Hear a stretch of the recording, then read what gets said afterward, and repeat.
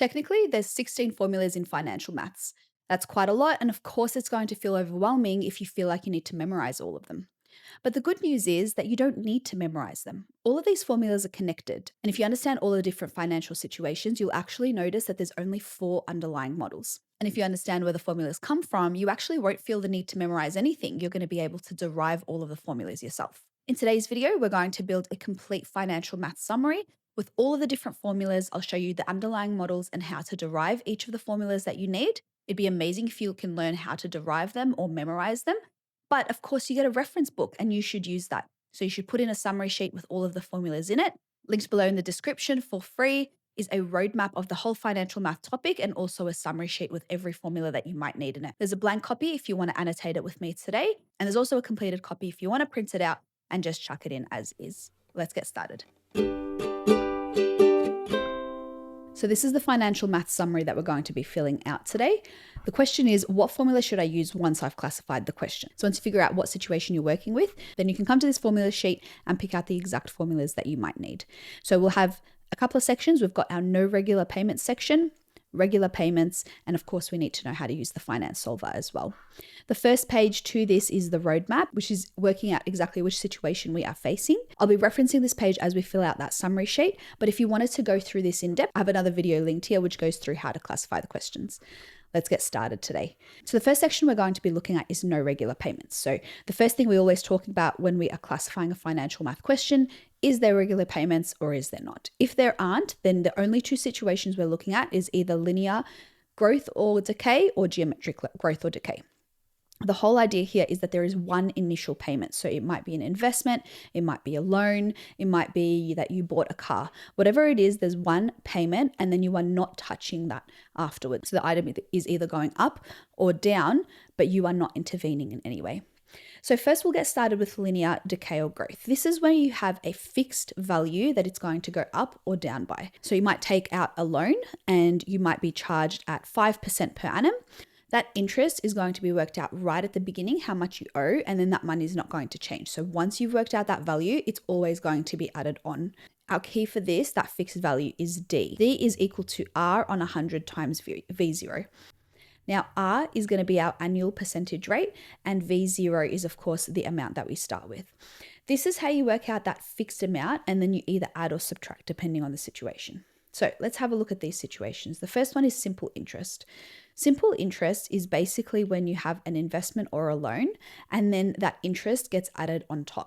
The easiest thing for me is to think about it in terms of a loan. If I borrow money, I'm going to owe more money than what I started with. Because you're going to owe more money, you're going to be adding that D value. For a recurrence relation, and you'll see it in our previous page how to build it, our key components are always, we start with V0, which is what our starting value is. Then we'll have Vn plus 1, which is what the next term is going to be equal to. And then Vn is our current term, and then whatever we're doing to it, adding, subtracting, or whatever. So back to this. Let's start off with our V0. V0 is our principal value. It's whatever we start off with. We have to always include it. That's going to be worth a mark. And then we have Vn plus 1, so that's going to be the next term, is equal to our current term. And again, remember, for a loan, your value is just going to keep going up how much you owe. So we have plus D. We always need to think of loan plus D. Now for a rule, if we have a look over here, a rule has 2 key components. So Vn, our current term, is going to be equal to something N. Now, N is just our term number. We just substitute directly in. So Vn is always what is going to be on the outside and N will be on the inside. What are we doing to N? Now, to get to the rule from the recurrence relation for this, have a think about every single term that I go to from one to the next. All I'm doing is I'm adding D. Add D, add D, add D, and so on. So if I want to get to the 4th term, I would add D 4 times. If I want to get to the 10th term, I would add D 10 times. So the way to work out this one is that our current term is going to be equal to our starting term, V0, plus, and then however many times I need to add D times D. So that's our rule for this one. Vn equals V0 plus ND. Now, the key thing to remember for simple interest, because you're going to have these formulas written anyway, is that it's plus. That's what I am most interested in over here. All right, now let's compare that to flat rate depreciation.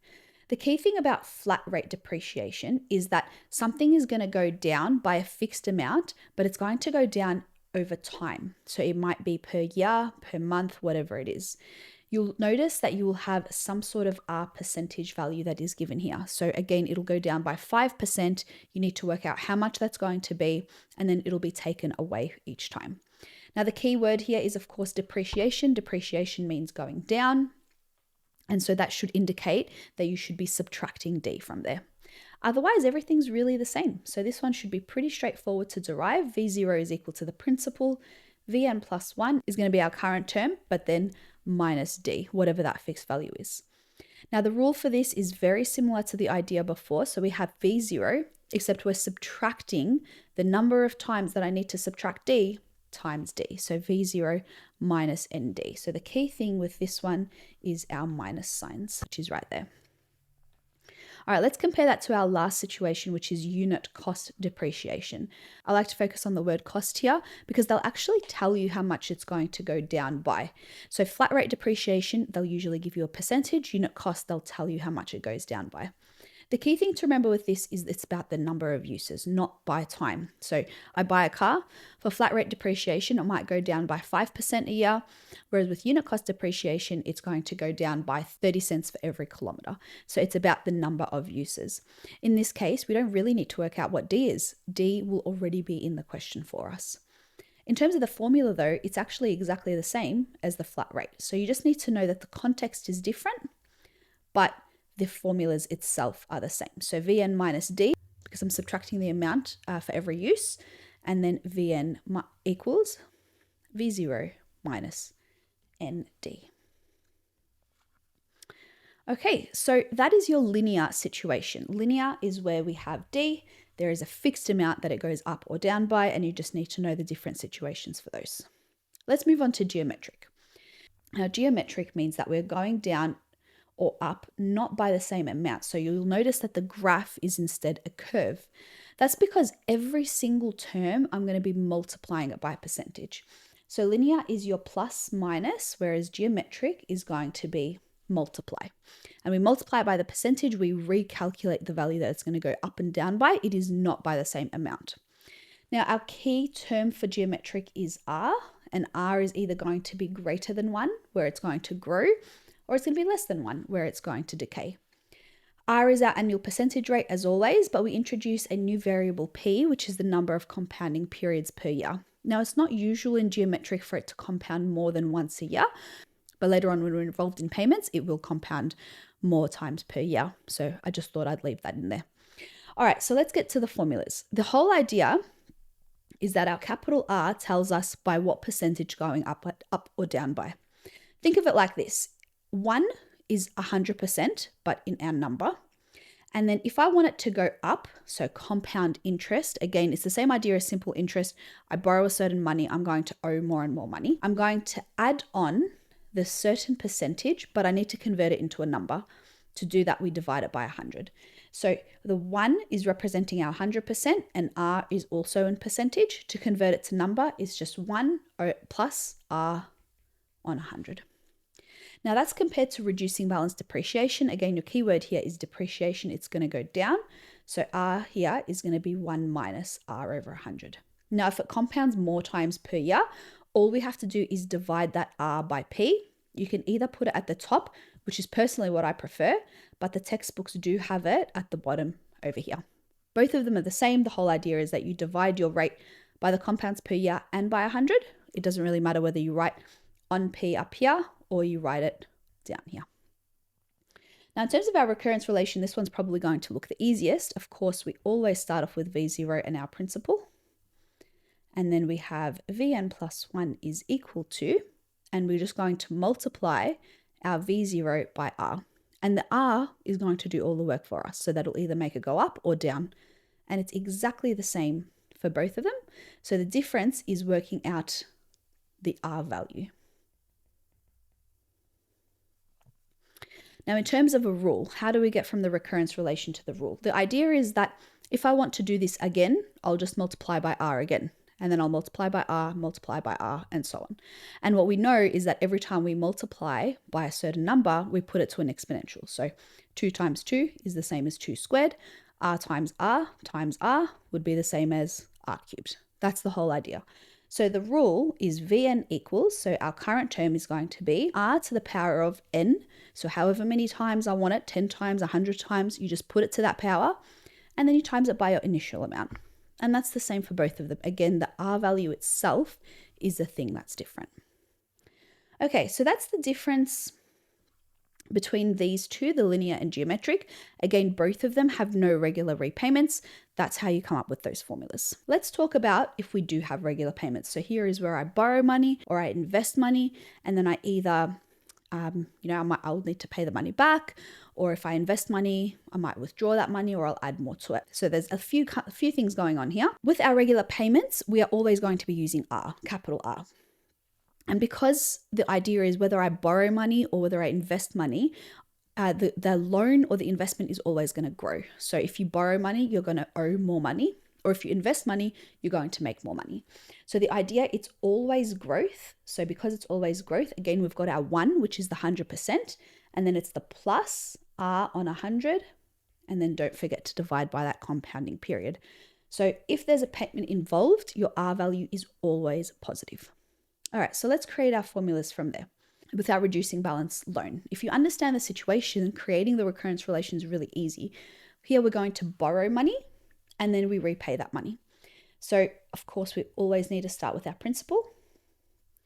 And then our next term will be equal to. So think of when you borrow money from a bank, the first thing they're going to do is charge you interest. So it's going to go up. So that's times your current term. And then we are going to pay some money back. So because we are paying the money back, we're going to be reducing the loan there. So think of it like this. We borrow money, the bank is going to charge me interest, and then I pay back some of that interest. So that's the R that's causing it to go up, and then the D is what causes it to go down. Now with the annuity, it's actually exactly the same situation. It's just the opposite in that you are investing money and that we're going to withdraw money out until we hit 0. The reason that we do this is it's better than just chucking cash in your drawer and pulling out the money, because at least when you put it in the bank, you're going to make some interest on that. So the actual formula is the same. The R causes the interest to go up, except it's a good thing because it's your money. And then you are consistently withdrawing money. So I invest money into the bank. I gain some money that the bank is paying me out of interest, and then I pull out a bunch of money. And eventually we're going to hit $0 here where I don't have any more money in the bank. And same with our loan, I won't owe any more money.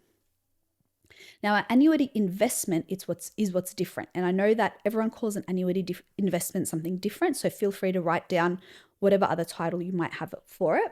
But the idea is that we invest money and then we add regular deposits. So it's basically like a savings account that you just don't touch. So as always, V0 is equal to the principal, Vn plus 1 is equal to.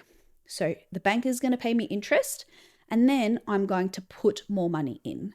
So I start off with a certain amount, bank gives me interest, so that's going to be our R value, and then I'm going to put more money in, D, and it's just going to keep growing. So the idea of this is that it's a positive because it's going to keep growing, whereas over here they're negatives because eventually it's going to hit 0. The money is going down. So that's the key things to remember there.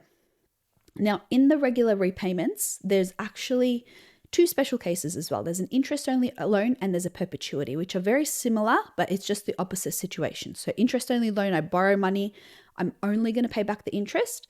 Perpetuity is where I invest money, I leave it in the bank, and then every month the bank is going to pay me interest and I pull out just the interest.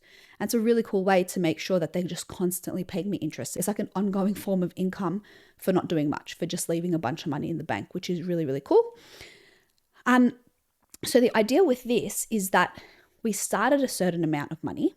The bank is going to pay me interest, or I'm going to owe more interest depending on the situation. And then I'm just going to pull that out. So what you'll notice is that your V0 or your Vn is never ever going to change, because we're just going to keep doing this cycle of going up, going down. It's never going to change. And for that reason, we don't need a recurrence relation like this. All we need to work out is how much is that interest going to be, because that's all I'm going to pull out or pay back. And this amount that goes up and down is what we call D. It is a fixed amount. It's very similar to the D that we used before. So we have a certain percentage divided by 100 times V0. The only thing is you'll notice in the regular payments, it'll usually compound more times per year than just once a year. So we also need to include the P there. So this amount is what we call D, how much it goes up and down by, and we need to calculate it manually.